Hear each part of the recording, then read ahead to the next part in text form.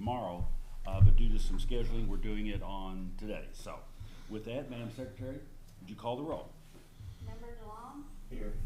Member T-Bone? Here. Member Mason? Here. Member Snyder? Here. Member Dutton Mitchell? Here. We have a quorum. Next item is we have the minutes for the August 20th, 2024 board meeting. Everybody should have those in front of them. Do we have any changes or corrections? If not, do we have a motion for approval? So moved. We have a motion. Do we have a second? Second. We have a motion second. Aye. Those opposed? Minutes are adopted. Next item, Mr. Denton. Consider approval of financial statements for the month ending August 31st, 2024. Tell us we're okay. Yes, sir. That's good. Good evening. Our fiscal year ends June 30th this year, so this would be the second month of fiscal year 2025. Just go through a few highlights. On page 23, this is our statement of net position. You'll notice from what we covered last month for July, there's been very little change month over month on our statement of net position. Total assets for the as of August 31st, 2024, just over $240 million. Property, plant, and equipment net of accumulated depreciation accounted for 62% of total assets at just under $150 million. You'll notice year over year we had a substantial investment in infrastructure. When you take out accumulated depreciation, the plant board invested $16 million back into infrastructure, which is very impressive and keeping the system up moving forward, which is great. The only other change between worth mentioning is your cash and investments are down $2.3 million year over year at $27 million. We did anticipate that as we had some of these large capital investments.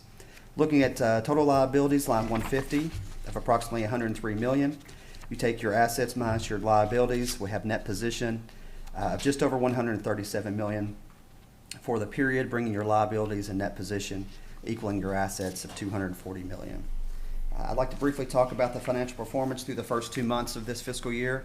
So this is through the first 2 months ending August 31st, 2024. On page 28, this is our detailed statement of revenues, expenses, and change in net position. When you look at operating revenue of just over $19.4 million, you subtract your operating and administrative expenses of $16.2 million, add in a little other revenue of $179 million, and you have an increase in net assets of just over $3.4 million. It's worth noting that the plant board does have accrual basis of accounting. So that is different than cash. When revenue, it's recorded when it's earned, not when received, and we incur, expenses are recorded when incurred, not paid. So that explains the difference between what is on our income statement versus being down on cash. But other than that, we're on track for the first 2 months of the year. Okay. Do we have any questions of Mr. Denton? If not, do we have a motion to accept the financials? So moved. We have a motion. Do we have a second? Second. We have a motion second. All those in favor say aye. Aye. Those opposed, financials are adopted. Public comment, do we have anybody signed up? Did we get any public comments? Just the one that I emailed to everybody. Right, and that was good, right? That was a good one. That was a good one, that's, Liking the new kiosk. yes. And just to let everybody know, when we get to item 6.1, the safety manual, I've asked Tyler to read the whole safety manual word for word for us. Shouldn't take more than 7-8 hours, so. If, just let everybody know it's coming. Next one, departmental reports, Mr. General Manager. Yes. The first one pertains to agree upon the related party transaction. We don't have any. And the next is public information. Casey. Hello, Miss Lindsay. Hello. How are y'all doing tonight? We're doing, I know it depends what you say. It's a Monday night. Yeah. I drove into work this morning. I was like, oh, yeah, we have a meeting. That's right. I'm super happy to be here. As I'm sure all of you are, I just want to give a little update on today we started. Microphone's on now. Today we started our Meet the Candidates interviews, and we have them scheduled for every day this week. It's really busy. I think there's going to be 15 or 16? 17. And we're just really looking forward to getting those done and sharing that information with the community.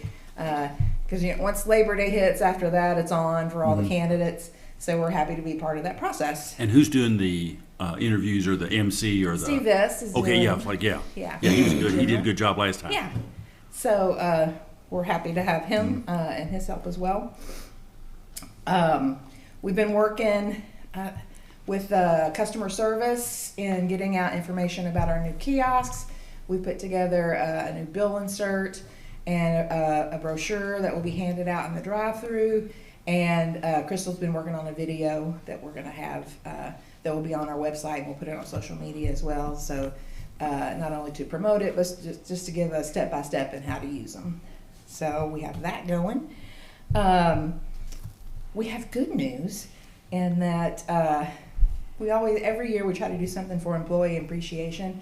This year we have a special thing to celebrate because we've been able to raise our Google rating from 1.6 to 3.0, which for a utility or cable company is excellent. So we're going to strive to get it to 3.5 in the next year because we kind of keep an eye on what our competitors are doing, and we feel like the more we can stay ahead of them as far as Google reviews, the better. But we're very pleased with that. We know that that's not only through effort from our customer service team, but from all of our employees who make the effort to talk about how be ambassadors for the Frankfurt Plant Board, talk about all the good services that we provide.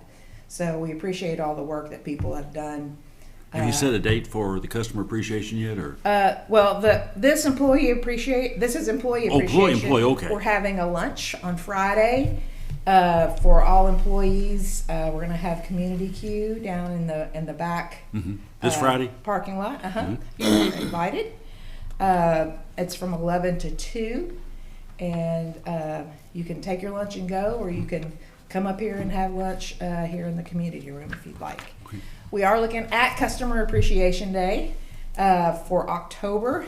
Tentatively, the date is Friday, October 11th.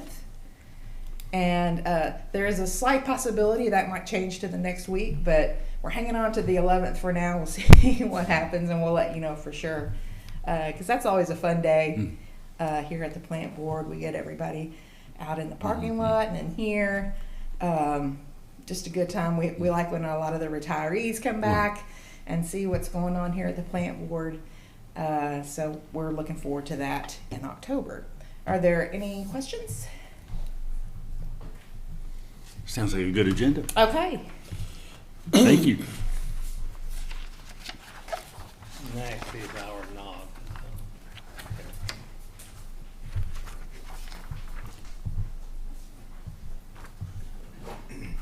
Good evening. For the month of August, the Network Operations Center entered 1,349 trouble calls. NOC staff handled 3,728 phone calls, and our locators did 575 locates. So nothing really else to report, just business as usual for the NOC. And fully staffed? We're fully staffed in the NOC, and we're currently interviewing for a locator. Okay. So, and we lost the one we have, just transferred to an internal department, so Okay. we really didn't lose them. Right. Any questions? All right. Thank you, sir. Next is our customer service. David Daniels. Yes, I'll cover that tonight. So the customer service reports are in page 109 through 113 of your board packet. The customer service department assisted approximately 9,600 customers this month, and one of the big standouts is just the new kiosk. We had 274 transactions. That's up 93 from last month. And I believe, as Kathy mentioned, as we continue to promote that and really inform the community, I believe that will jump substantially, and we can watch that over the months. So that's 24/7 payments we can accept for cash, check, and payment cards as well. So that's for the month. Any questions for Gary? Next is our telecommunication. Adam. Good evening. The telecom report starts on page 115 of your board packet with the customer numbers. Page 116 and 117 are the outages for the month. We had 3 outages. We had an outage over off Shinkle Lane, which was a bad trunk module. We had an outage over in Ridgeview area, which was some water damage that some equipment took, and we had a blown fuse down on the Kraken Pike. Trouble calls were up just a little bit versus this time last year, but average they're still below, so nothing really big there. Still, Next Man Construction still going in full swing and installation. Doing some testing, trying to get some new areas turned on. College Park area, that should be in about 2 or 3 weeks. We just turned that over for testing. The area we were talking about on East-West Connector last week, That apartments, we had a little bit of an issue. Don't know if it's an engineering as far as the fibers were flipped, but as soon as we get that resolved, that area will be ready as well. Everything's staying busy. We do stand right now at 165 easements. Our signs, so we got a little less than 400 to get. Our part-time person that we were going to, we have one. Did you find coming one? on board. Good. Local real estate agent, and hopefully get their background check and everything. They'll be starting and we'll Okay. get that going as well. So, be happy to answer any questions. Any questions, Fred? Thank you. Thank you, sir. Next is electric department.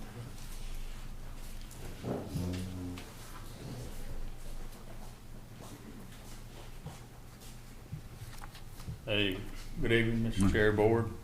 The electric departmental reports begins on page 119 of your board package with our reliability numbers for the month of August. You can see there on page 119, our SAIDI numbers for the month are at 46.549. If you flip over to page 120, it's a pie chart of the breakdown of those. Page 121 lists those out with a total number of 45 interruptions for the month. And if you flip over to page 122, it lists the top 10 outages we had for the month, configured by customer minutes of interruption, with a total number of 381 customers affected for the month. And I'll be happy to try to answer any questions you have about any of that. Any questions? The Tanglewood Shelby, is that where the poles broke? It is, yes, Okay. sir. Yeah, and that's, if you notice on there, it's on there twice, and the reason for that is to try to make our numbers as reliable as possible. When that outage occurred, we were able to restore some of those customers quicker, so we actually broke that down into 2 outages. Okay. So that way our numbers would be more accurate. Okay, good. Thanks. It's a good question. Did we figure out what happened with that pole? It wasn't high wind, was it? It was a tree. Yeah, a tree hit some lines. It actually broke 3 poles down through there. So, Wow, okay. Any other questions? anything else? Okay. Thank you all. Thank you, sir.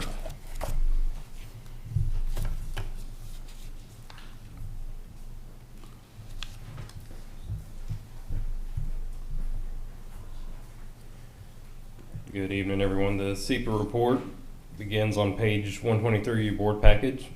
For the month of July, our SEPA bill was $82,203, so kind of back to that normal level. Often in May and June, our SEPA bill will go up because there's an annual energy allocation, and towards the end of the fiscal year, if you have excess energy, you pay more. So the $82,000 we paid this month, that's kind of our normal bill. We're back to the normal billing.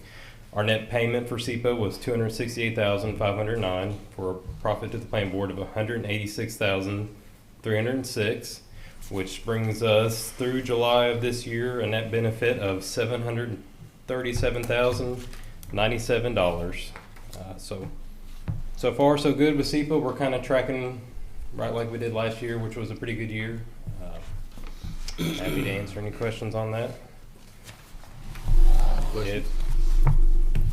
If not, AMI, we're at 20,061 electric installs and 13,587 water installs. So business as usual there, just kind of we're plugging away. So what, do you have an estimate when you'll wrap up on both electric and water? We, not a great estimate at this time. We're down to about 2,000 more electric, so we're kind of at the 90% mark, if that kind of helps narrow it down. Most of the material have been delivered, so it's really just a matter of getting the meters installed, honestly. Those last 2,000 for electric, maybe 3,000-ish water meters left to go. Okay. So getting close. Okay. Any questions? Good. Thank you, sir. Mr. Chairman, for the KYMEA, I really don't have any new to report it, except you have any question, happy to answer. Yes, sir. Thank you. For the safety, go ahead. Good afternoon.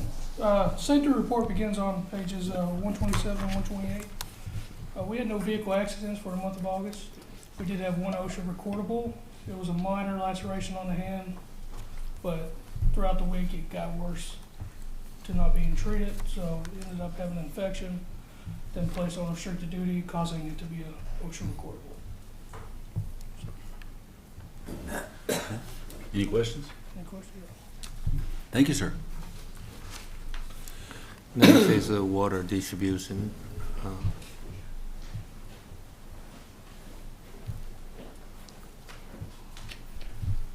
Good evening, Board. Thank you. The water distribution monthly report can be found on pages 129 through 131. The bar graph represents that we had one water main break, we had one water outage. No customers actually affected, but it's still an outage for keeping a loop system. And then 21 new water services were installed. That's for August. Also in the 21 services installed, that includes the first phase of the Copperleaf subdivision. We got that wrapped up. Phases 2 and 3 are supposed to be starting soon, and that'll lead from getting the infrastructure in, water main, and then fizzle on down with the services. One thing not included was, spoke last time about the hydrant flushing. We did get the hydrant flushing completed also in August. That closed out with about 212 hydrants for the month. And as Travis touched on AMI, we're about 80% with our AMI project, and that is also getting out to the district. As I touched on last time, things slow down a little bit. Meters are farther apart, driveways, houses, not always 2 meters per vault. So typical slow down a little bit as expected. That's about what I got. Any questions? Okay, thank you, sir. All right, thank you. Next is water treatment plant.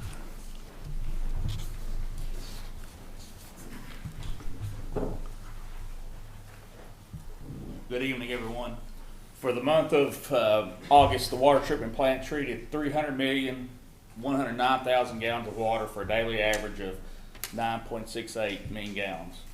Lock 4 averaged 1,922 cubic feet per second for an average of 1.2 billion gallons per day, and there were 3.6 inches of rain this past month. Any questions? Okay, thank you, sir. Thank you. Anything else, Mr. General Manager? Okay. Action items. First one is, with the board's approval, we got Travis and Jason. We don't have any final action yet, but with the board's approval, hopefully, when we get word from USDA, I would like to have authority, if the board would be okay with it, assuming everything is as we understand it and as we've reviewed it, to have authority to execute the agreement so we could go on and proceed with that. And like I said, if anything is different than what we've seen, then we'll bring it back to the board. But if everything stays as it is, then with your all's approval, I could go on and execute those agreements so we could go on and begin the process. And this is the REAP grant Right, to expand the community solar. Right, it's the one that we applied for, that Right. Jason, Andy McDonald, Travis, and everybody Right. put a lot of work in, Right. and, I just want to make sure everybody was aware yes, of what we yes, were talking. yes. And that would go out here, adjacent to the array we already have. And obviously, And we should be hearing something shortly after this meeting sometime. we hope so, yeah. Okay. So Travis, Jason, if anybody has any questions, or if not, we could entertain a motion, whatever y'all want to do. All right, so moved. We have a motion? Second. We have a motion and second. Any questions or discussion? If not, all those in favor say aye. Aye. Those opposed?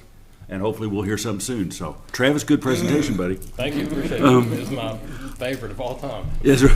The next one's 5.2. Since we just talked about one that we don't have yet, 5.2 would be, there is going to be an opportunity, like now, to apply for a second round, which would hopefully be a second round of awards, similar conditions, and would add to it out here. And I know, David, you've looked at it. I think, Travis, you've looked at it to make sure we don't violate the KYMEA limits on how much we can add. Correct, yes. And it would make, I'll let you and Jason talk about, I mean, it would be a major step forward in terms of having that solar and the rate that we'd have with a lot of the capital costs paid and what we could charge and pass on to customers. So open up, Jason, for you and Travis, talk about it. Yeah, no, I think you hit it right on the head there. When we did the first phase of community solar, there was a lot of discussion about how do we pay for it, you know, those types of questions. How do we build the rate that recovers all the costs? With the REAP project, the federal funding is so advantageous.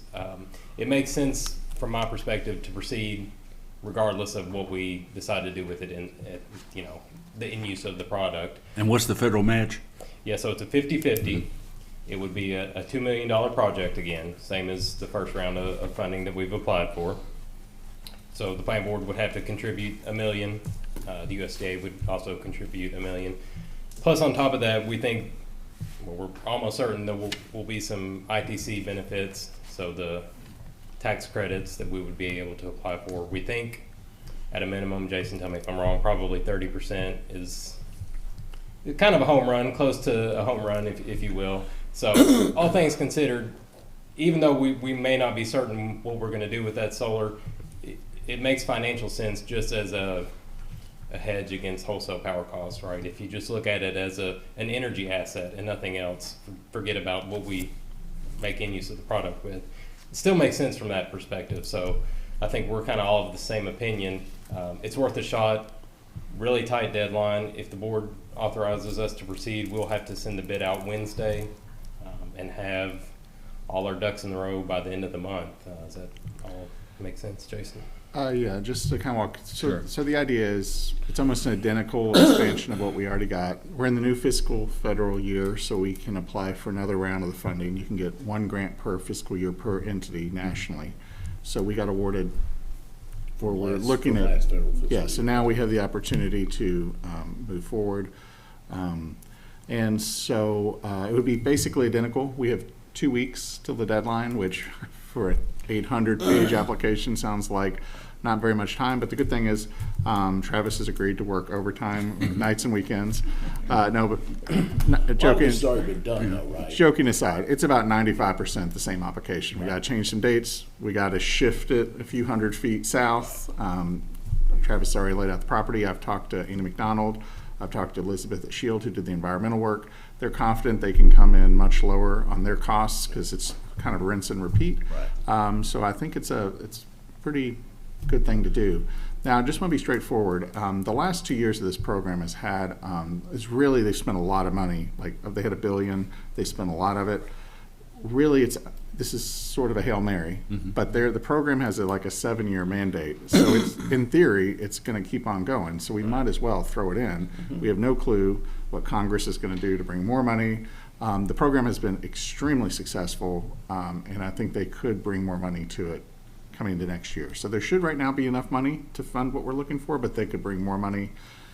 It's just the demand is going higher and higher. So the first grant, I thought we had a pretty good shot on. This one, so if we're fortunate we'll enough, try. If we're fortunate enough to get the one that's pending, right, and then we applied for this and we're successful, yep. How much total capacity? And it would all be back here, Right. Which we don't have to go out and buy any land. Right. It'd all be back here. Transmission. We don't have to pay anybody to wheel power. Right. How much total would we have, and what's that the equivalent of? It works out, I think, to 2.3 megawatts DC and just under 2 megawatts AC. Right, Travis? Yep. So. And that would be a fairly large array for the state. I think KU and maybe one other utility is the only ones larger. And this would be in addition to Ashwood or anything else we might do down the road. Right, exactly. And then in addition to, if we want to expand our community solar, we still have the space to do that in addition. So the first one I felt pretty good about. This one, we might as well go for it and see what we can do. It is a quick turnaround, but I think we've run the numbers and we can make it within a few hours, jumping through all the hurdles we got to jump through by protocol. So if the board chose to go down this path, we'd be asking the board, you would be in Travis, asking the board to authorize us to apply, to get the RFP out, to get an estimate, which we have to submit what the cost is, and do any other miscellaneous cost, grant application assistance, the archaeological, all the various things that have to be done, similar last time. And you'd be asking that Gary be authorized to enter into those agreements and get those and report to the board what's happened. Yep. But to go on and do those without having to call a special meeting. Is that correct? That is correct. And then the only other thing to note is Previously, we had located the array on a very disturbed site. You know, it had been a landfill for 27 years. We had all the pictures for it. This array would overlap with about a third of that site, but it would also be moving on to non-landfill sites. So the archaeological might be a little more challenging, but the archaeological doesn't have to be done at the time of the application. It can overlap with the deadline, so we would have a few more months to work on that. So as long as everybody's good with it, we should be able to power forward with that kind of thing. And if you put all this together, Travis, everything we got with what, if assuming we got the ITCs, we got everything, then this actually power would actually be less than our current wholesale, right? Yeah, very competitive. Best case scenario, let's say we get the grant and the ITC and we get the energy community bonus. We're looking at probably as good or better than what we're paying today. So you look forward 20, 30 years with the solar, you know, the lifeline of the project. I think it's a pretty good bet. We're going to be better, if not today, 5, 10 years down the road. Yeah, when you layer everything together, it's 80 to 90% of the entire cost of the system is incentivized. So, we're getting a really So good if you deal. can build a solar array for 10%, Yeah, one would hope that you can compete with the wholesale market. If not, we're in trouble. Yeah.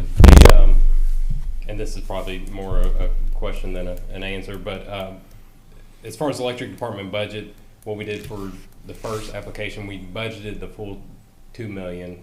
So I guess there's a decision to be made. Is it appropriate to do a budget amendment now, or see how the the application progresses? But that was just one other thing I did want to point out. So the one that's in progress, that's budgeted the full project cost, the full $2 million. The REAP money will come, probably at the end of the project, the way I understand it. So at some point, if we want to move forward with this second application, we'll have to discuss, a budget amendment. well, Mr. Denton, since the window to your office does not open, I don't want you jumping out. What gives you the least heartburn? We can wait. I mean, it's, as Jason just mentioned, it's up in the air a little bit. So we can always amend it when the board, if we get positive feedback and awarded and the board accepts, we can amend it at that time. Okay. Yeah, and timing might work out well because, sorry, let me think here for a second. Award should probably be, if there was going to be awarded in the first cycle, would probably be before the end of the year. And there's supposedly new tariffs going on solar panels, and may give us a chance if we do find out about award to lock in that lower price And before order the end of the year. panels for, And I've been told by a few different people on projects that if you order, the day you order it's when you lock in the tariff. Right. Not, yeah, it can't be added when it's delivered. So we may be able to thread the needle here, but we don't have a chance if we don't try. So I'm very happy everybody's willing. So far in the background, setting this up to try. Well, you and Travis and Gary and everybody on your team have really done a heck of a job on all this, seeking this out and getting us a shot at this money. So Cool. Well, thank you, and everybody's been great doing this. So what's the board's pleasure? So you need a motion? Mm-hmm. Yeah, I'll make the motion. We have a motion to authorize Gary to sign the application, to issue the RFP, and any other miscellaneous contracts that we have to do, and to notify us immediately when those are done, and then they'll be on the agenda for full review at the next board meeting. So that's the motion. Do we I'll have a second second? it. We have a second, Catherine? Yes. So we have a motion and second. All those in favor say aye. Aye. Those opposed? Well, Travis, you need to go to Dick's tonight, get you a nice tent, and you can go right here. It's a fenced-in area by the array, so you'd be safe there at night. Yeah, I think it'd be fine. Yeah. I think Okay, the thank you all. Bobcats don't climb the fence. No, he'll be good. Okay, Yeah. cool. Thank you. Thanks, Ray. Thank you. Next item, 5.3, consider approval of the clubhouse rental agreement and the project status update. Ms. Phillips? And I just wanted to point out, Ms. Mitchell, Steve showed me some pictures here earlier. It's amazing the inside of that, what you, Leanne, Steve, everybody's accomplished. It's incredible. So, doesn't look like it has that old kind of little slope going down everything. I mean, it looks good, so. Well, it is looking great. Thank you, Mr. Mason, for sending those pictures. Yeah. It's exciting. It's coming along. You didn't know Steve was a cinematographer, did you? I did not. Leanne? I'd like to start with the update on the clubhouse, on the progress. Okay, The textured ceilings have been changed to a smooth finish. The drywall's complete. The roof has been installed and the siding is complete. The deck is also finished and the ADA restroom is framed and drywalled. The water heater has been installed. The HVAC coils have been cleaned and the flooring is finished. Interior trim is being completed today. The wall paint is complete. The ADA parking area is formed and will be poured later this week.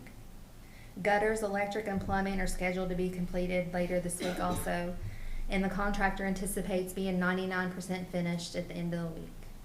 so do we have an estimated date? Because we've had a number of inquiries for the month of October as to if it might be available for rent. Do we have an idea? I know Kathy and Lindsay had also talked about, having some type of some kind of event when we open it, but I know we've got people saying, is it available for any rentals in October?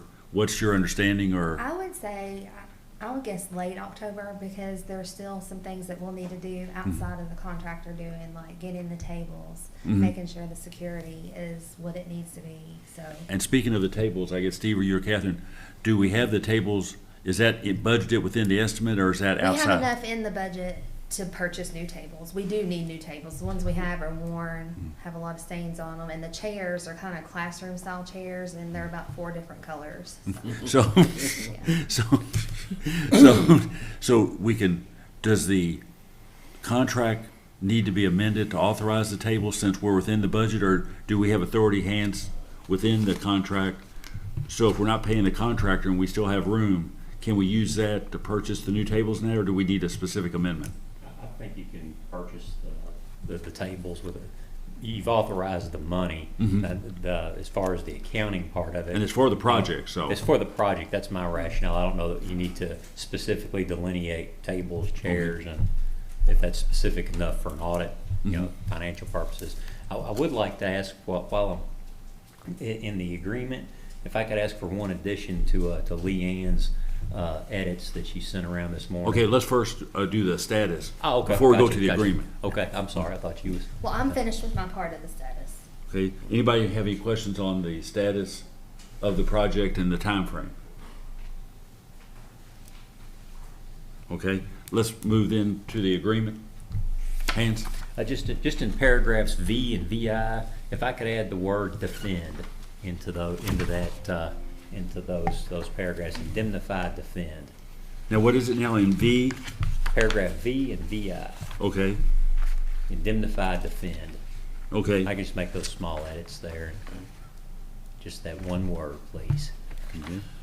And I have one suggestion, and this is a grammatical, under J, there does not need to be an apostrophe in employees. Okay. And as I understand it, the rates and everything that you all have looked at in the agreement, well, do you want to kind of go over some of the highlights of the Sure. agreement, Leanne? Sure. Okay. First of all, pricing, the public pricing on Monday through Friday from 9 a.m. to 2 p.m.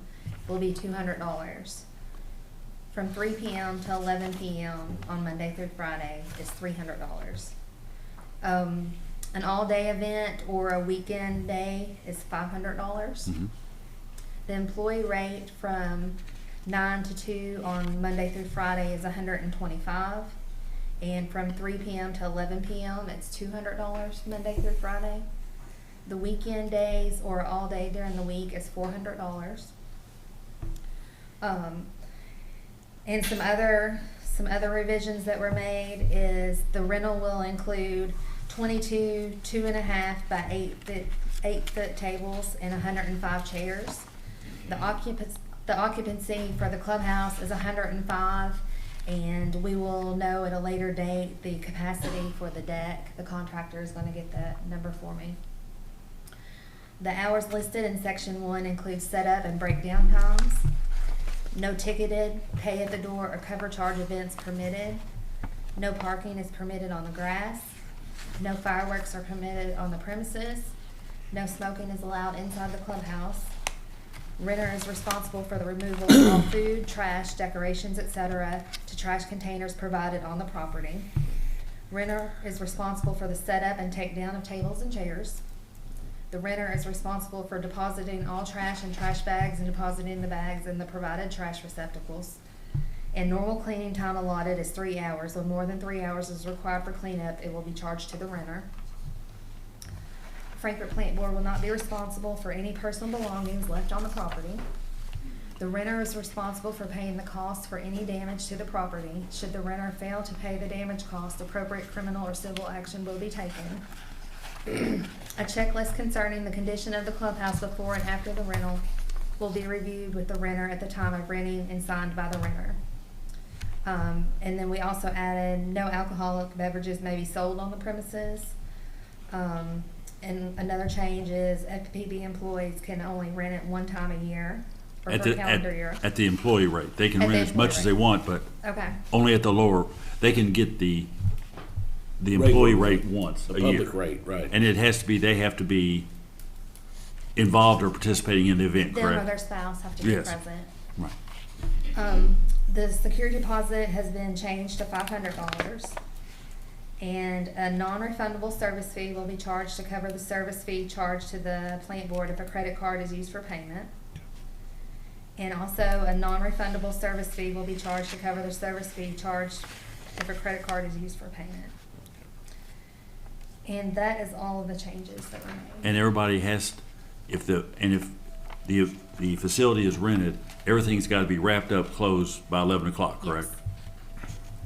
And I know Catherine, you and Steve, did a lot of work on this. You took existing, you modified it, looked at some other, and as I understand it, the rates that are being proposed here are equal to or lower than what other either public or commercial facilities are in Franklin County, correct?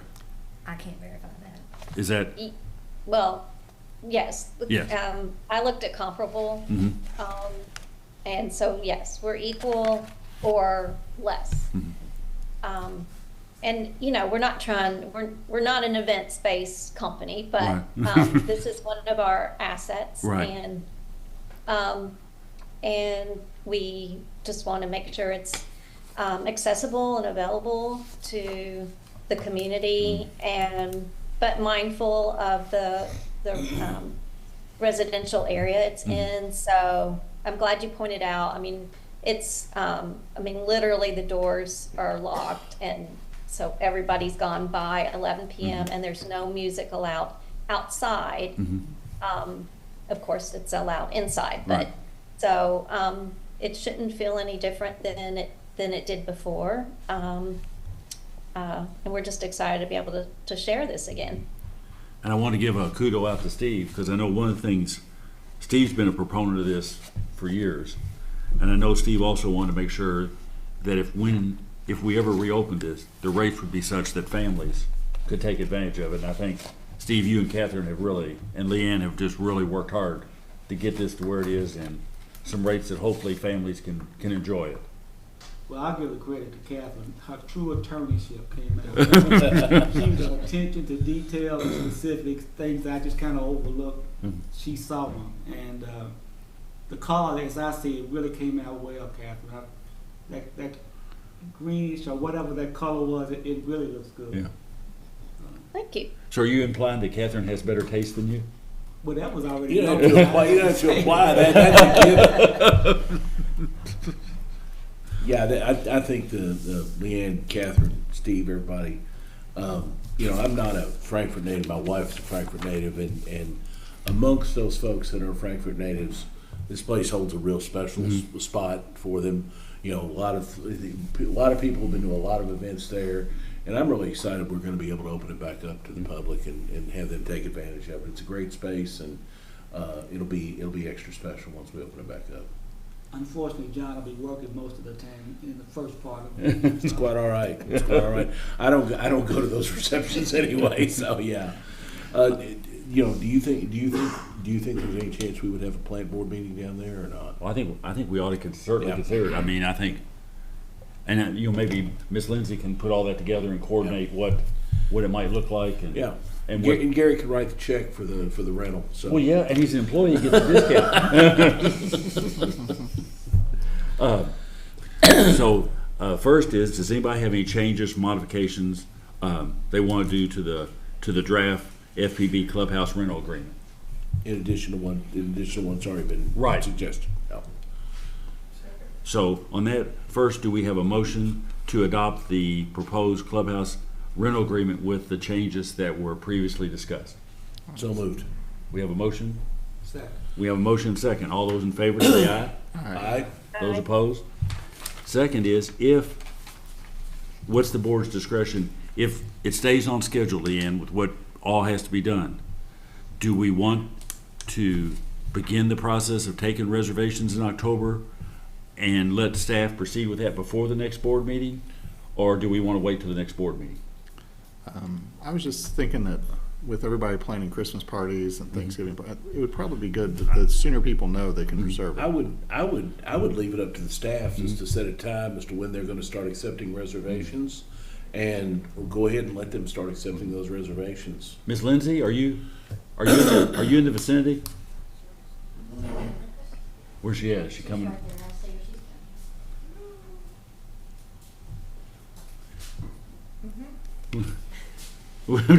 Yes. In terms of where, you've heard all this discussion. And I know you were looking at possibly, like John said, maybe we'll schedule a board meeting, and also you were gonna schedule some type of, Like a function, activity. ribbon cutting, because we have the new reservoir there. Right. That we'd like, to celebrate as well as the clubhouse.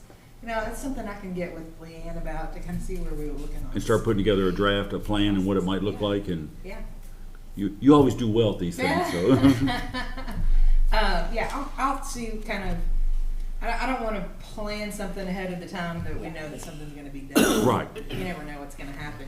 But I'm, again, getting with Leanne on, go ahead and starting to take reservations for, later. Yeah. Definitely start doing that. Let people know that it will be available. And designing our website, doing everything you've gotta do to Sure. get this, okay? Yeah. So, Hans, do we need to have a motion for staff to go on and proceed with that, or do we need to do anything else, or are we good, you think? I think you're good. Your staff can go ahead and start Okay. booking things out whenever it gets to be. Yeah, because the rental agreement's the important thing. Yes, and that's in place. That's what we would need. I was just what you said there. And Gary, we look forward to you hosting us all up there.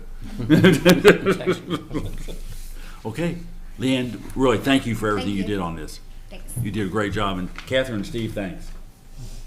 You're welcome. Next one, item 5.4, consider award of bid number 1510 for PVC pipe to Ferguson Waterworks for $554,336. Miss Dutta, how you doing? I'm good. Good evening.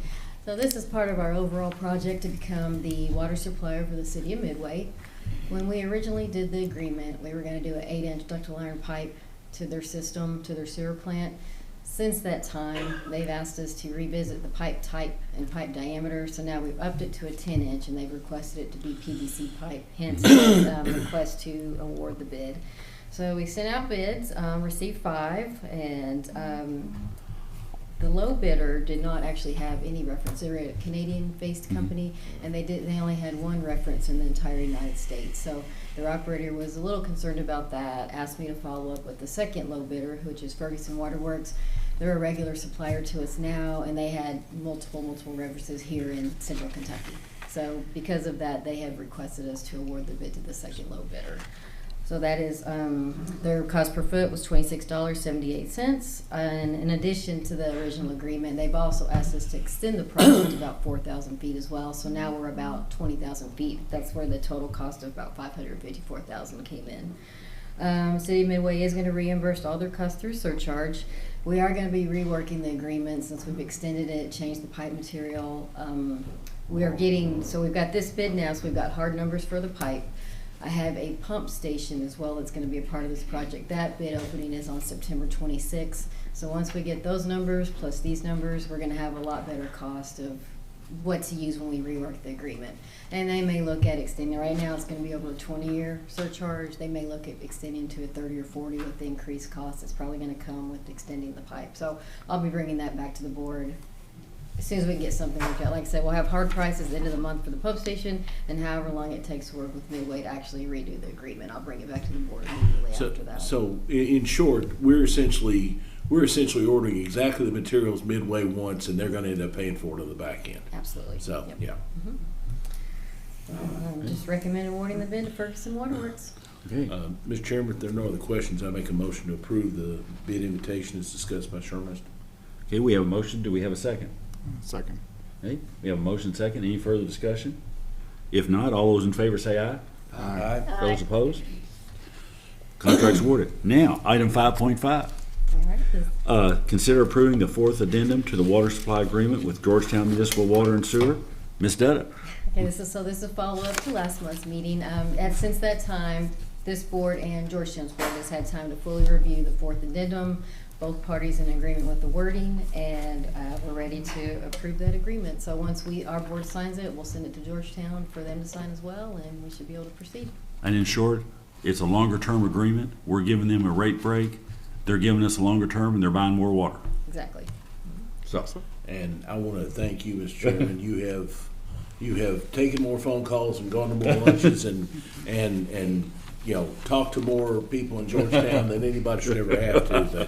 But you've done a fantastic job on this. well, thank you. I mean, Georgetown has been our customer and friend for over 30 years. So, I mean, this is good for them. It's good for us. So, Yeah. So, do we have any further discussion on it? If not, do we have a motion? So moved. We have a motion. Do we have a second? Second. We have a motion second. All those in favor say aye. Aye. Those Aye. opposed? Contract's approved. Next, Sharmissa, you just, 5.6, approve and ratify the Franklin County 5805.00 draft keep cost agreement for Signal Ridge to Payne Street and Broadway Bridge update. Sharmista. Okay, so, as the board is aware, we have an active 8-inch water line on Broadway Bridge.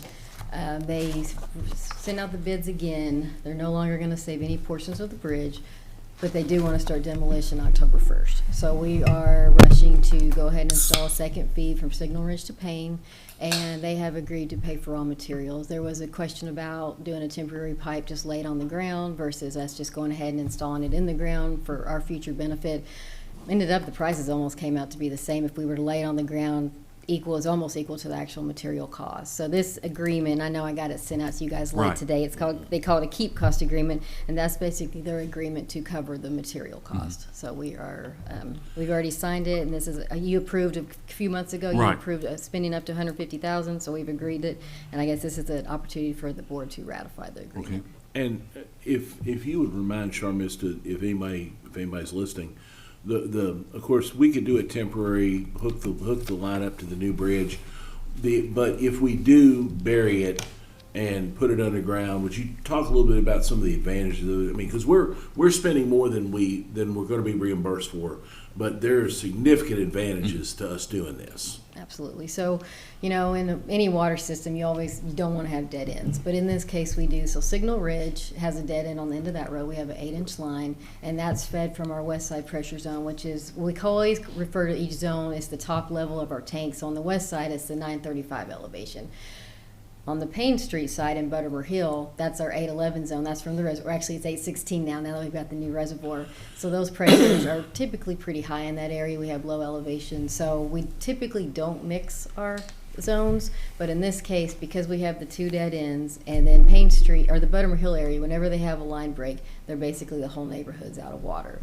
So this is going to provide an opportunity to improve water quality, have additional water, higher pressure from the west side zone. This project will include pressure reducing valves. So, because we're going from a higher zone to a lower zone. So, in reality, it just benefits Buttermere Hill. They've got the second feed. We're not having to flush the line on Signal Ridge as much. So, it's a long-term benefit for the plant board. And there'll still be down the road, we'll still be talking about an agreement with Transportation and Palmer on an additional water across one of the two other bridges, right? And that has recently changed to now they want us to consider boring under the river. So I'm working with some contractors to get some estimates on potentially boring under the river. Do we have scuba equipment? No, we need that. Do we have any divers? I mean, do we? Yeah, so that's the next step. So apparently their permits department's not very comfortable with attaching to one of the new bridges, so they want us to at least see the price difference between going under the river versus attaching to the bridge. I would guess that once they see the price difference, they'll be happy to put it onto the bridge. That's true. Can we go ahead and just make that pedestrian tunnel under the river while we're at it? I mean, if we're going to drill a hole, might as well do it a little bigger. But yeah, I agree with John. I think they're going to want to attach it to that bridge.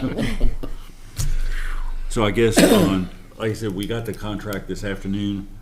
It's a standard transportation boilerplate, and provides for, like Shamis said, it's within what we had authorized Gary and Sharmista to proceed with, to get this done, to make sure we didn't have any service interruptions, for any of our customers. So we've got it, basically all we're doing. Do we even have to act on it, Hans, or are we simply saying we've got it and we acknowledge it, or do we have to We approve have to it? approve it, don't we? I would just say, Yeah. I would use the language there, Yeah. motion to I approve and ratify. I would go ahead and make a motion to approve and ratify the agreement that we received from the Transportation Cabinet today, number 5-805.00.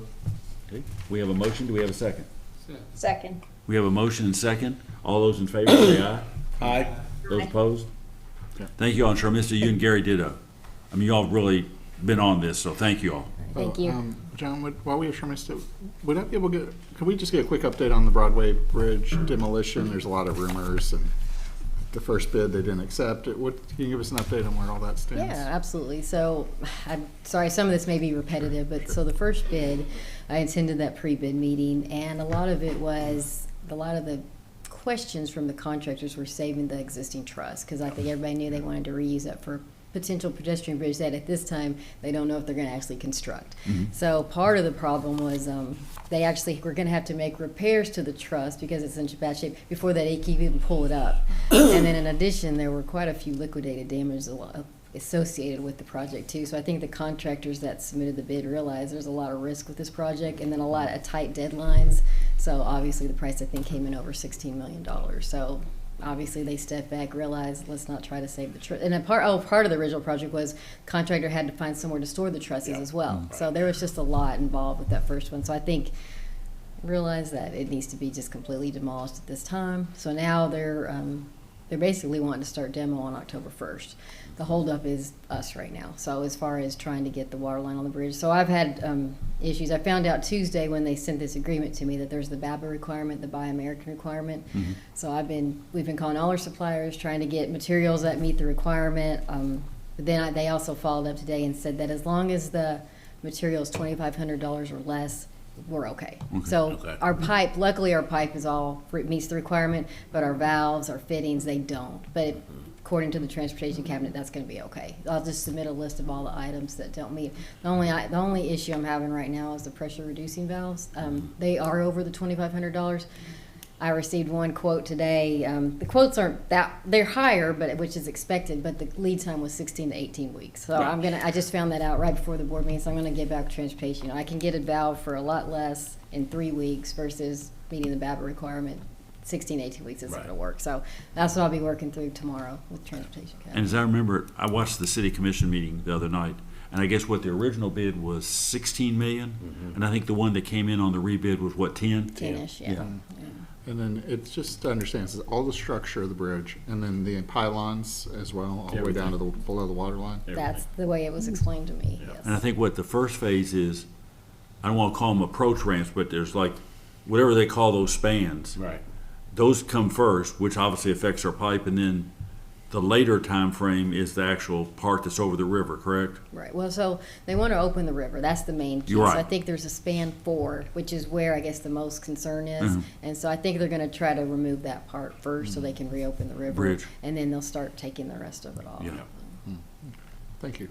Did I cover it? Okay. That's very All helpful. right. And I know you've been to many, many meetings on this, so thank you very much. All right. Thank you. Yeah.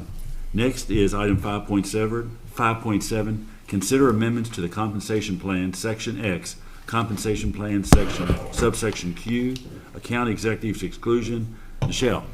Good evening, Board Chair and members of the board. Staff requests that the board approve a policy outlining the procedures for handling final compensation for FPB's commission account executives. And you might point out the account executives are the people that sold advertising. Yes, on the cable. Yes. Yeah. Okay. And there were 2, right? One retired? Yes. Okay. Yes. So the policy is essential to ensure consistency in the payout of the final payout for compensation upon an AE separation from the company. So additionally, staff asked the board to consider amending section X compensation plan subsection Q. Please see the revised proposed changes below highlighted. And these people were paid a base, not a large wage at all, and then the rest of their compensation came through commissions, correct? Correct. Okay. You have any questions? And so basically what this is doing is making sure the employee who retired gets fully compensated for whatever they may have earned or whatever when they were working, is that correct? Any type of separation, Okay. whether they resign, retire, Okay. or if there was a disciplinary action Right. termination. But just so we can be consistent across the board on how their last final payment is of their commission or any sales booked. Right. Okay, yeah. The only question I had is the idea, there's various ranges in here about if the county executive require, how much notice the county executive gives us. Hanson, I guess I'm gonna flip this over to you. This is okay in terms, because of the nature of commission compensation, these kind of things are not frowned upon. These kind of requirements are standard in terms of, if you give us 3 months notice, the terms are more beneficial. If you give us less than a month's notice, you only get paid to the end of that month, those sorts of things. Is that common in this type of pay scheme? I'm not sure what, as far as the industry standard is, but as far as the payments go, as long as you're paying the minimum wage, you're fine. And then the commissions are a matter of contract. Okay. So that's All right. what this is establishing. This Good. came from the marketing folks, kind of what's best suited their needs. So Okay. as long as it's defined at the front end, and you. So this is and- a contract that our employee, that those employees agree to? Yes. Okay. All right. Yes, sir. That's fine. And those are our But- only employees who are commissioned, is that correct? I believe Yes. so. Yes. Yes. But as far as commission, you can design the program depending on your, what suits your business needs best, as long as it's provided up front. That's good. Okay. Yes, sir. Any questions of Michelle or Hans? Like I said, this is being done to kind of address, to make sure we still have one of the employees. This is basically for them, we have to address this to resolve some issues with the employee who left, correct?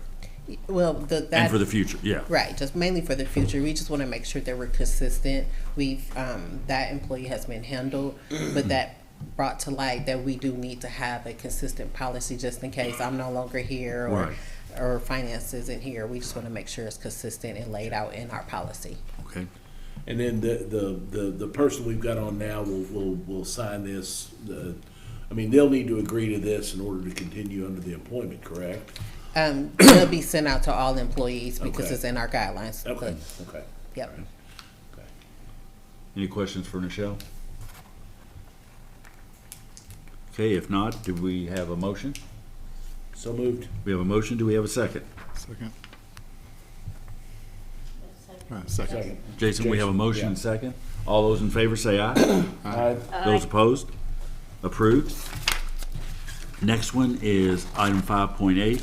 Consider amendments to the job classification compensation plan, reclassify telecom engineering technician supervisor position, and creation of telecom engineering 1 and 2.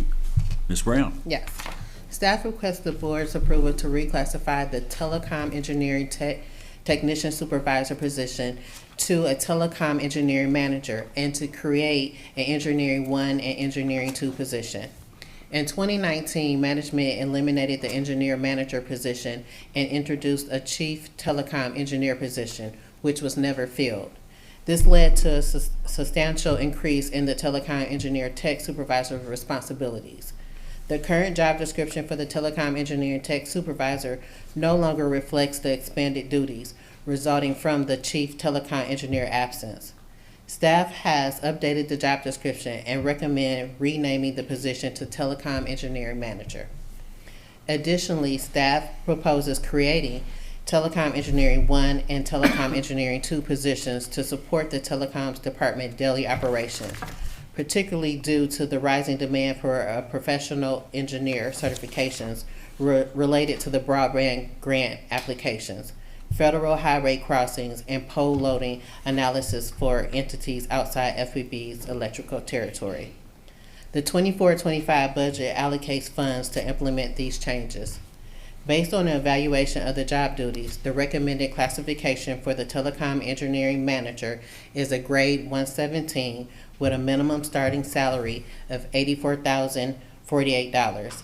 And telecom engineer 1 is a grade 113 with a minimum starting salary of $64,546. And telecom engineering 2 is a grade 115 with a minimum starting salary of $74,305. The proposed job descriptions are located in the detailed pages starting on page 201. Does the board have any questions? Is Adam, is he Yes. still here? You want to come up and join us, sir? Yes, sir. So after Miss Brown has set the stage for you, tell us what you're thinking here, buddy. Oh, okay, I mean, pretty much what she read is pretty much what's going on. We had that position.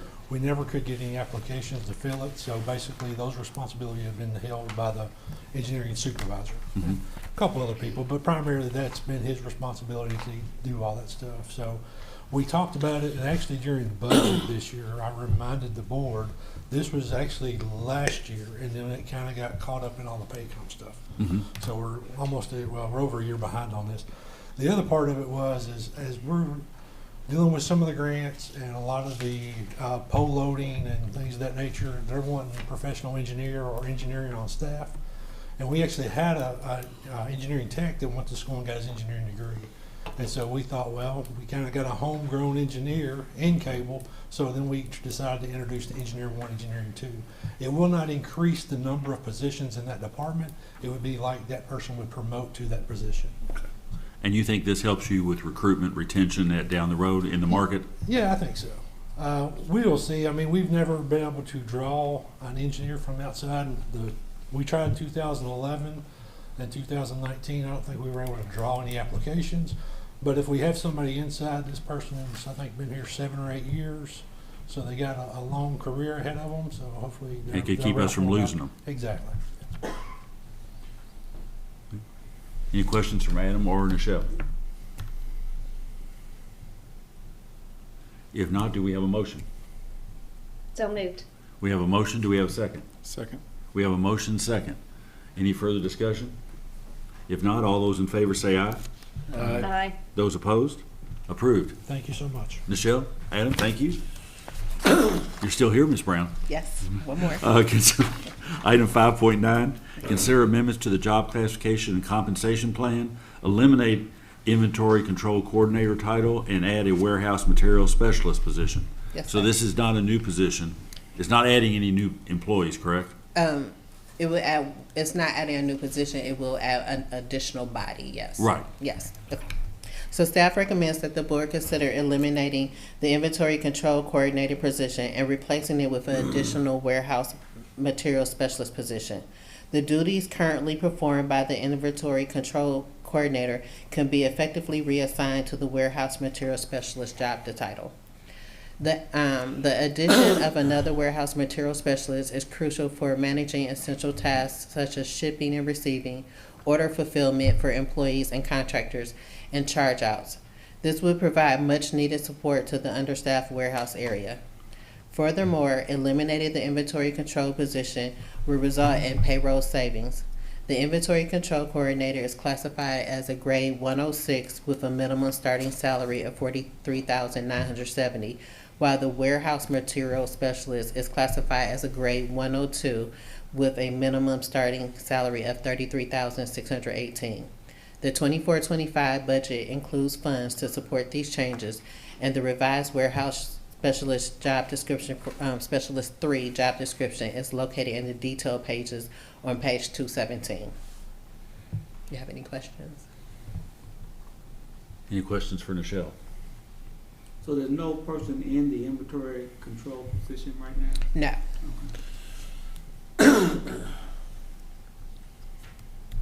Do we have a motion? So moved. We have a motion. Do we have a second? Second. We have a motion second. Any further discussion? If not, all those in favor say aye. Aye. Aye. Those opposed? Motion's approved. Thank you. Have a Thank good you. Next one, item 5.10, this is just clarification. When we adopted the ambassador program last month, wanted to make sure it was clear that board members are not eligible to get the bonus referral fee if we make a sale of the next band. I know, it's just one of those things. Plus, I think the statute says how much we can be paid anyway, so I don't think we could get it even if we wanted it. Right. It was nice for that one fleeting moment to think, but it ain't gonna happen. So, do we need to act on that, Hans, or just? If you want to amend the policy, you could. I think it's. I mean, it already provided like management was not eligible, correct? That's correct. Would board be considered as management, or do we just need to add board Why member? don't I'll go ahead and make a motion. I will make a motion to amend the specifications for the next van ambassador program to include under the exemption for management not being eligible for the program, to include board members under that exception. Okay, we have a motion. Do we have a second? Second. Second. We have a motion and a second. All those in favor say aye. Aye. All those Aye. opposed? There's the $1 million just gone. Next is Adam. You want to come up? Item 5.11, consider second bead letter. You want to give us the exact status right now of where everything stands with the next round of state federal funding for broadband? Yeah, so the plan board completed our pre-qualification notice to the state Friday. So that has been turned in and acknowledged that they've received it. They're reviewing that. At this point in time, the state we're talking about, it could be the end of November or possibly January before they open up for applications. One, they're reviewing the pre-application folks, and the other thing they're doing is they have to get their map adopted by the federal to actually what areas are available. So they're kind of vague, but I look for it to be, first of the year. So that's kind of, we're eligible, I guess, unless they communicate something else that they need from And we've us. submitted our letter We've submitted our to be pre-approval. pre-qualified or whatever that is. Yeah, that was done. I think Mr. Denton finished it up on Friday with the final signatures.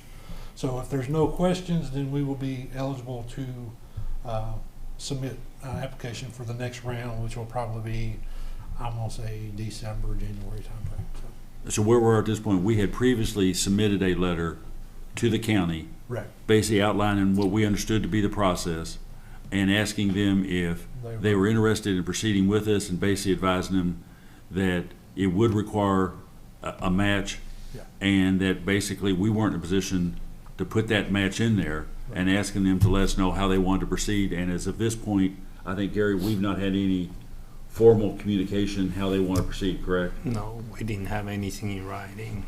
So I guess the question at this point, do we want to send a follow-up letter, or just, I think, the county's aware, and the ball's, it's kind of up to them to decide how they want to proceed. So I guess what's the board's preference in a follow-up letter, or just, everything's out there and just kind of see where it goes? Steve? No, I'd like to send a follow-up letter, but I also want the public to know, that we have committed a lot of money to the county, and for us to go any further financially, we're going to be paying it on the backs of our existing city customers and county customers. And without the participation of fiscal court, I think that's the driver. I mean, that's the key to this, the success of this, participation by fiscal court. We originally started this out the way this is supposed to go: $5 million from us, $3 million from the county, to do all the homes. We had to kind of retrench when costs went up, and we were almost punished by being one of the early adopters on this. At the 50-50 match. At the 50-50 match instead of the better matches we're going to be getting later. The county money never materialized. We're doing a smaller number of homes. We're still a significant number of homes, over 1,000 homes, and we have upped ours from $5 million to 6.5 something. Yeah, I was going to say 6.25, but 6.5 million, and that's a significant investment to expand to the county. But like Steve said, that's the extent, I think, of what we can do without, like I said, going back on our existing ratepayers. So I think it's that important. And I think we do need to send a second letter to let them know in no uncertain terms that the clock is ticking, and they need to decide whether they want to be in on this with us or not. Right, and then if they elect not to participate, and that's certainly, they've got priorities, they've got things they need to look at, but we'll have a decision to make, but the ability of us to come up with basically $5 million extra dollars for match Right. to apply for the rest of the county, I think is No. very, very remote at best. And if we do have to go on a loan, you know, we have had some discussions about the potential for, are there certain small targeted areas Right. that would make economic sense to us that are attached to close by existing areas that we could get to easily and maybe do a few, but nothing is guaranteed without any significant county involvement. And to make sure, originally it was about 1,900 homes. We submitted a scaled down application that we put the match up for and got 884 homes. So there's 884. about 1,100 homes remaining. I want to say 1,037. Okay. Something. Yeah. So basically, the motion would be to authorize Gary to contact the county, basically follow up on our previous letter and say, here's kind of where we think the time frame. Follow up in writing. Yes, Huh? yes, Yes, yes, yes, yes. yes. And ask them if they've had any further discussions or thoughts about it, and if not, to let us know, because at this point, we're submit the letter to qualified, but to submit the application for the full amount, just kind of where we're at, and, you know, they obviously are not required to go with us. They don't have to go with anybody, or they could go with someone, that's their decision. Our commitment on the 884 homes is we're continuing to do it at rates, services, the same as everybody else in Franklin County is getting, which is a very good rate. The other thing is too, I mean, at the end of the day, we're still 60, 90 day. So we'll have to, you know, if we do something internally or the county, we really need to know sooner than later. Because Right. You're right in that 60, 90 days Right. window for accepting applications. Right. So, We will have a draft letter ready for you for review before we send it out. right, but we want to get that out sooner rather than later. Yes. Yeah. So, do we have a motion? So moved. We have a motion, do we have a second? Second. We have a motion and second. All those in favor say aye. Aye. Those opposed? Send the letter. Adam, thank you, sir. Next one is, Hans and I have talked about this. We have, one of our members of the Ethics Committee, his term ends in December. And we have the option, we can reappoint that member. And that person is Jill Lemaster, has indicated to us she is willing to serve again. Or at the board's pleasure, and we don't have to take action this month because we do have till December. If anybody has other names they'd like to submit for the board to consider, we can do that. We can act on Jill tonight, or we could act in October, whatever the board's preference is. And I'll Yeah, just Hank. add, Miss Lemaster's indicated she is willing to serve. Right. She emailed us. I don't see any reason why Ms. Lemaster couldn't be reappointed. I think she's done a good job, and I think she's people aren't exactly beating the door down to do this job. So For free. You've got somebody who knows what they're doing and is smart, capable like she is. That's certainly something that I would support. Go ahead and just reappointing her. And right she was now. executive director of the Executive Executive Branch Ethics Ethics Commission. In Commission, fact, she yes. was the first director of the Executive Branch Ethics Commission. I make the motion to appoint you. We have a motion to ask Ms. to ask to vote to approve Ms. Lemaster for another term. Do we have a second? Second. We have a motion and second. All those in favor say aye. Aye. Those opposed? Hans, you can, I don't know if you want to tell Jill she won or lost. So- Yes, sir. I will let her Tell know. her we did everything we could to see if anybody wanted to postpone it, but she do. won. Will do. I appreciate it. Thank you. Do they get snacks at their meetings like we do? We Soft can drinks? get, we've got a closet full of them up there. So Yeah. we're all set. She gets all the Doritos she wants. All or- the Doritos, all the crackers. There you go. Thank you. Next is Sharmista.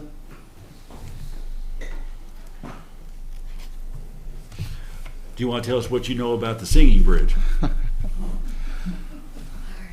Since you're kind of our bridge expert, you know. So as you're aware, they did a bridge inspection, I guess it was within 2 weeks ago, within the last 2 weeks, and they basically recommend immediate closure for both vehicular traffic and pedestrians. So we do have 2 existing 10-inch water lines on that bridge. I did reach out to the transportation cabinet with the bridge inspection team, and they said that at this time the plan is to leave all utilities in place. If that was to change during design, they'll reach out to me. So we've shared contact information. They're aware of the water lines. We do perform inspections on all our water lines that are attached to bridges. Last inspection, everything looked fine. We did go down and put eyes on the bridge, not me, but Bruce's crew did, and they said from what they can see, from where they could see it from the ground, where they without actually accessing the bridge, they said everything still looked like it was in pretty good shape. They didn't see any concerns or any leaks. The hangars all seemed to be intact. So, And as I understand it, the city has applied for a federal grant to rehab or do something to revitalize or restore the bridge. I don't know the exact details. Is it the city or would it be the state? Since the state's the one It's that a actually. state highway. I think it's a state Okay. road, so. Okay. I think the state would be. Has submitted the grant. Yeah. I think the city, though, applied before all of this. I had the impression they applied a couple months ago in preparation for and then this happened. And I understood it was to make some repairs and also to make some other enhancements on the walking and so Right, I forth think and so. Sure, Mr. Would you mind giving us an update on the structural of the bridge? I can't speak for the structural part of it, unfortunately. Have you thought about that you have a career in bridges, or?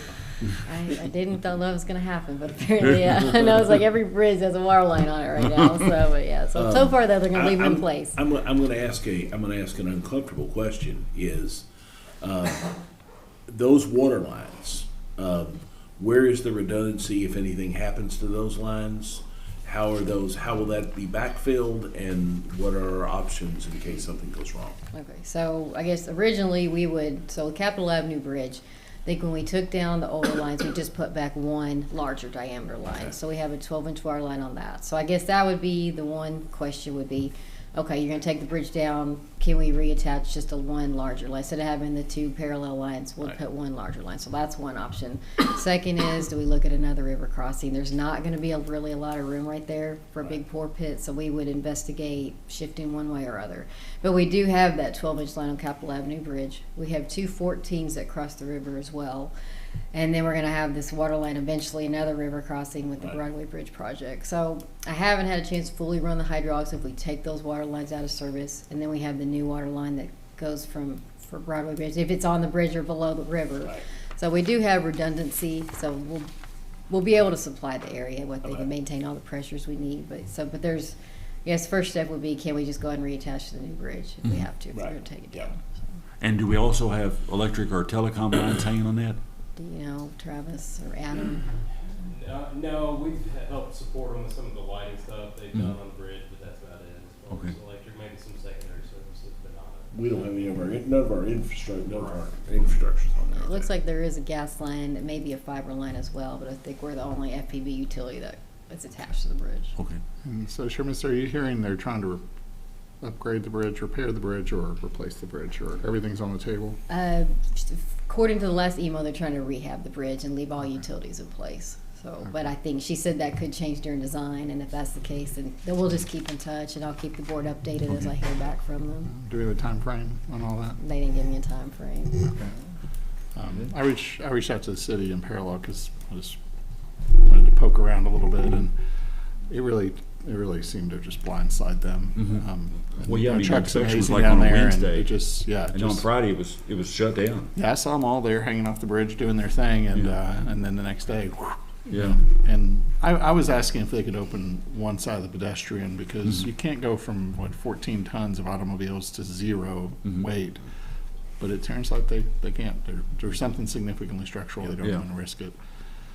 If they're willing to take that, I would trust what they're saying. And I don't think that's something they take very lightly at all. Yeah, I was just my children at 2nd Street, and a lot of their friends are trapped on the other side, and they have to go to the Stone Bridge. And I've already had a number of encounters on the Stone Bridge where people decide it's a social setting and they just want to cluster and talk on the sidewalk. And well, I know that night at the city commission meeting, there was a request by the city commissioners to Chuck Knowles to communicate to transportation. Was there any way in the interim they could get the pedestrian, at least something opened up? So, and I know Chuck was going back to talk to KYTC.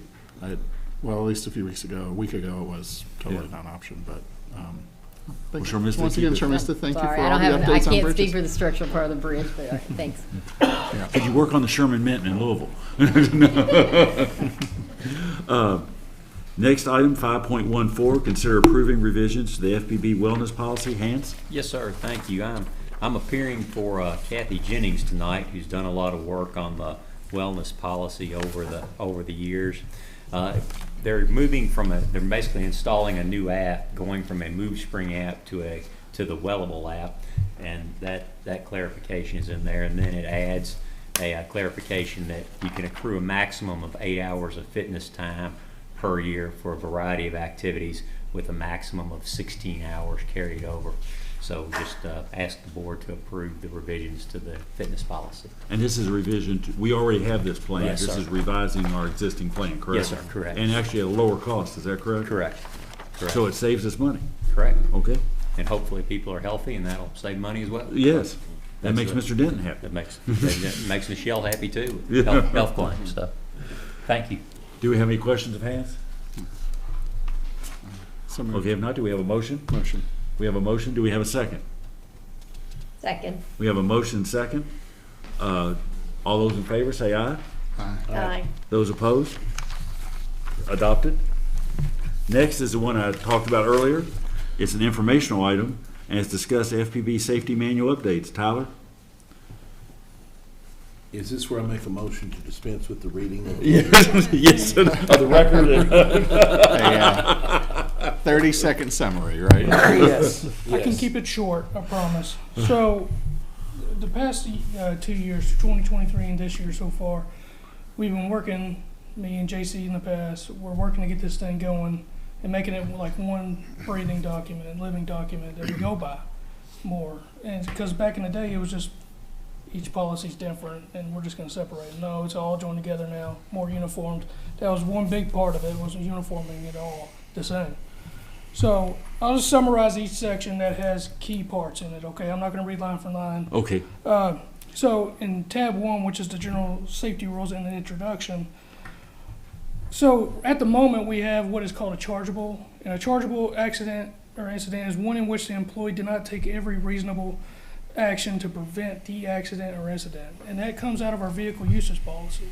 So now what I did, I took that out and we put it into this, so it's also falling under general safety rules. Okay. So we have 2 categories, all right? So it's not just vehicle usage anymore, you get 3. You get 3 under that now, and then 3 under general safety as well. It's just a better way to hold each other accountable and keep better track of incidents and accidents for certain employees, or all of them, sorry. And then we added 7 more sections to the introduction of general safety rules, which was, we just pretty much took APPA, the 17th edition, kind of mirrored it. And for our electric department, they still go by the APPA 17th edition for operational. We didn't want to put all the operation stuff out of that into this because that's a lot of info into that. So we still go by that for the electric department. In tab 4, our emergency action plans, we added in the event of an electric line strike, excavation of contaminated soil, fiber optic strike, gas line strike, sewer line strike, and workplace violence. It's just going over what to do in the event we come across that on our own job sites or workplaces. Tab 5, vehicle safety usage update. The only thing changed there was in the past it was just a safety officer that made the decision whether it was a chargeable. Now we added the department heads as well. And then tab 7, which is the HAZCOM, hazardous communication section. The only thing changed in there is we go by we use Velocity as our SDS safety data sheet database, and it has QR codes. So in the break rooms, there's QR codes. Every desktop computer has a QR code on it, and it brings up our inventory. So it's an easier way to immediately get information on a chemical. Tab 9 was the permit required confined space program. All I did was update the form, put more areas on the form that you can put more readings, because OSHA says you need to check the confined space air quality periodically. We only had like 3 or 4 sections. Well, let's say we're in there for 2 hours and we do it every 10 minutes. So I added more to it. And then tab 10, the last one, excavation and trenching. So that kind of mirrors 1926 subpart P, which is the trenching and excavation standard. But one thing we did add, that's not OSHA required or anything like that, was in the event we put a trench box in the ground, we will check the air quality, air monitor it, because all OSHA says is at 4 foot or deeper in depth, near landfill or where hazardous substances are stored, you check the air quality. Well, I think there should be more stuff, because if you put a box in the ground, there's no airflow. It's just coming from the top down. So if carbon monoxide gets inside, it's not going to move. So that's why we put that in there for that reason right there. You have any questions on any of this? I try Hans, you've looked at all this and good to with, them. Yes, sir. okay? One thing, it will change is, why we present it as an informational item rather than an action item. Right. If there are operational changes that come up or regulatory changes, we can go ahead and make those and then bring it back to the board annually perhaps, just to kind of keep everybody apprised. So is this something we would normally do? Do we adopt it? This is something you all adopt? We just tell you all to adopt this as part of what we do, and you all staff? I don't think it has to be any formal action. We just wanted to present it to the board. Excellent. Thanks, it sounds like a lot of work, so. Yeah, so yeah, like I said, it's been going on since early 2023. We've been working on it, so. I mean, you don't feel cheated that you don't get to read it all, do you? No, not at all. Not at all. And you've converted it to an app, right, for your phone? So Yeah, no, I can't. I wish that'd be pretty cool. Pretty cool. Thank you very Any much. other questions for Tyler? Thank you for all your work on this. No problem. Thank you, sir. Item number 7, request permission, have chair call for a closed session. Mr. Snyder. Mr. Chairman, I would request permission, make a motion we call a closed session pursuant to KRS 61-810-1C to discuss proposed litigation regarding a contract matter, a products liability matter, and an administrative merger matter. Okay, we have a motion. Do we have a second? Second. We have a motion and a second. All those in favor of going into closed session for the reasons as set forth, say aye. Aye. Aye. Those opposed? We're going in closed session. Be back in 5 minutes.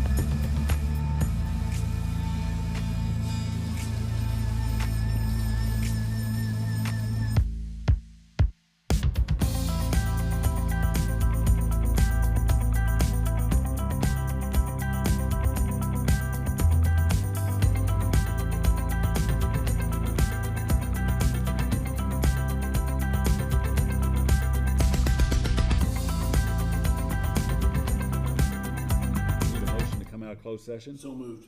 Do we have a second? We have a motion second to come out of closed session. All those in favor say aye. Aye.